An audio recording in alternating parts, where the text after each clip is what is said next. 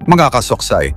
Alam nyo ba yung feeling na todo effort ka sa presentation pero bagsak ka pa rin sa grade? Ayan, ganyan din ang nangyari sa mga kandidatong ito sa nakaraang halalan. Budots dito, viral TikTok doon, concert-style rallies pa nga, pero sa huli, umuwing luhaan at talo pa rin.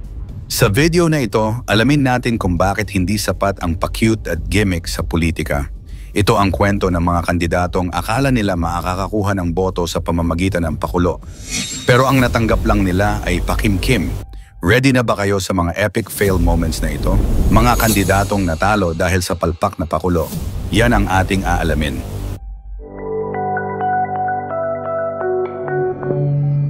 Number 6. Luis Manzano. Unang bida natin si Luis Manzano, ang dating artista na naging politician wannabe. Akala mo ba na dahil galing siya sa showbiz, automatic na panalo na siya? Well, think again. Si Luis, todo budot sa entablado. Parang nasa concert lang, ang may pa-selfie pa nga, may pa-cute moments, tapos sasabayan pa ng mga kababayan niya ang kanyang dance moves. Grabe ang energy, grabe ang show. Pero bakit kaya natalo pa rin? Simple lang ang sagot, hindi sapat ang sayaw kung walang konkretong plano. Ang mga botante ngayon, hindi na nila tipo yung puro entertainment lang. Gusto nila makita yung plataforma, ang mga solusyon sa kanilang mga problema. Hindi yung magbubudots ka lang tapos inaasahan mo na boboto na sila sa'yo. Lesson learned. Sa politika, hindi ka naging vice governor dahil magaling ka sumayaw. Kailangan mo rin ng substance at tunay na pagmamahal sa serbisyo publiko. Number 5, Pastor Apollo Quiboloy. Ang owner of the world na hindi naging owner ng Senado, imaginein mo, may kandidato na nakakulong pero tumatakbo pa rin sa Senado. Hindi lang yon, may copyright issues pa ang campaign jingle niya. Pero ang pinaka-epic dito, self-proclaimed owner of the world daw siya. Wow, kung owner ka ng mundo, bakit hindi mo ma-own ang Magic 12 sa Senado? Nagtapos sa ika-31 na pwesto, malayo pa sa ika-12.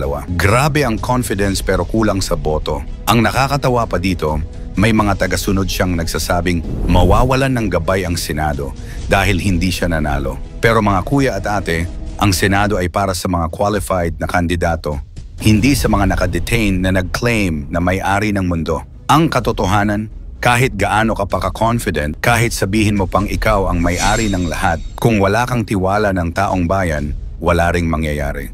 Democracy works in mysterious ways, Pastor. Number 4, Gwen Garcia. Cebu is Garcia country or not?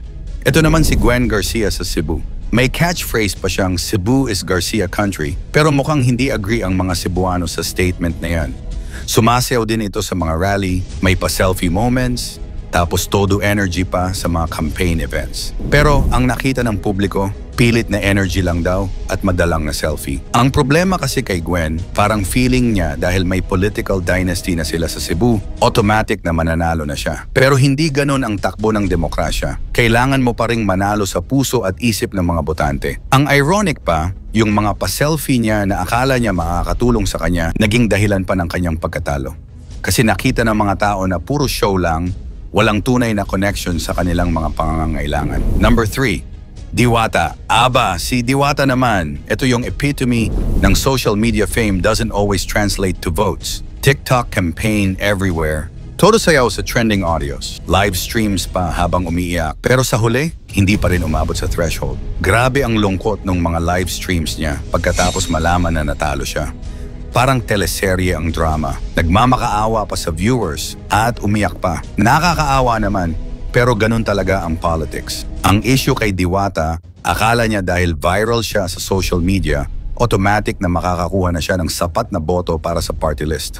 Pero mali pala ang assumption niya. Ang mga botante, hindi sila nagde-decide base sa kung sino yung trending sa TikTok. Hindi naman lahat ng may followers sa social media qualified na agad maging public servant.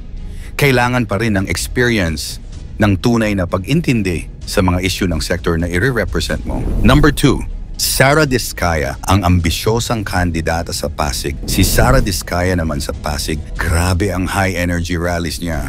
Concert style pa ang campaign vibe, bit-bit ang pangako ng smart city para sa Pasig. Pero ang problema, tumakbo siya laban kay Vico Soto, isang incumbent na sobrang beloved ng mga Pasigueño. Ang sabi pa ng mga tao, masyadong ambisyosa daw si Sara, Ito ang perfect example ng wrong timing, wrong opponent. Hindi ibig sabihin na may magandang plano ka, an energetic ka sa campaign, automatic na panalo ka na.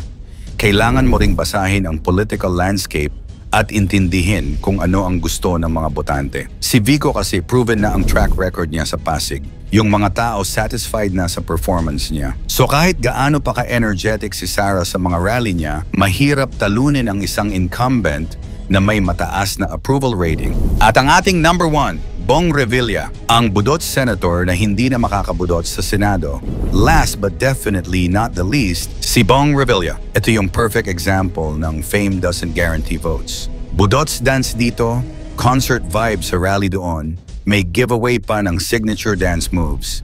Ang viral nga ay yung sayaw niya kaysa sa plataforma niya. May free college entrance exam act pa siyang ni-propose, pero hindi yun ang naging topic ng usapan. Ang naging usapan, yung budots dance niya.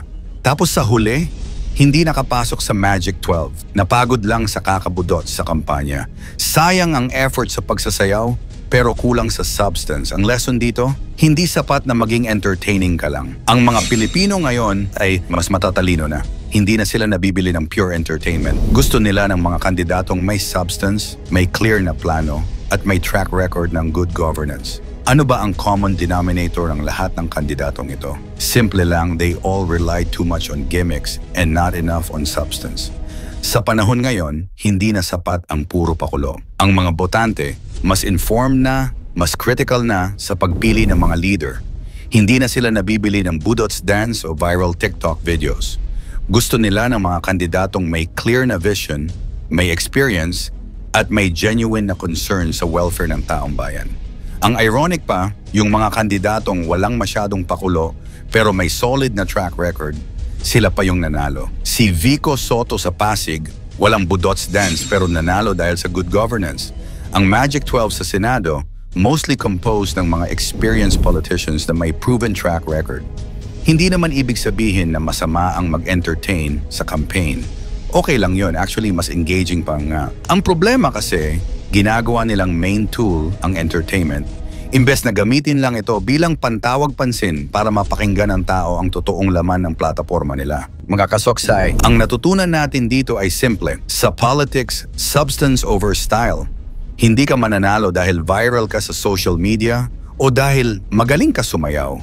Mananalo ka dahil may tiwala sa iyo ang mga tao na kaya mo silang serbisyuhan ng maayos.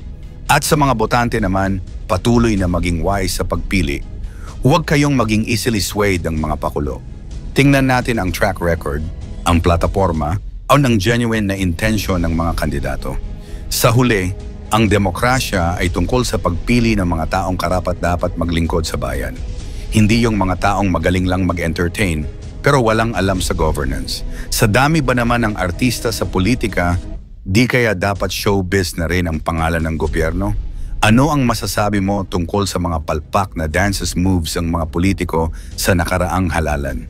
I-komento mo naman ito sa ibaba. Huwag kalimutang i-like at i-share. Maraming salamat at God bless.